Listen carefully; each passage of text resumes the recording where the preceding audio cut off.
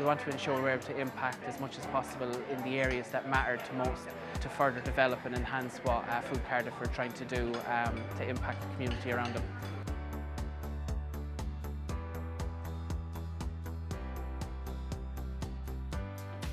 The pantry has a couple of purposes, so it brings the local community together. It also helps save food waste, and obviously it helps people if they're struggling with food poverty, or even if just the cost of living is too much for them and they need to save a little bit of money, they can come and use the pantry for that.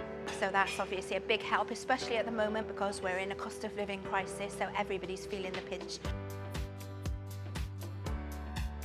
To be able to impact people's lives directly with stuff that actually is fundamental and vital for families throughout the neighbourhood, it's the right thing to do.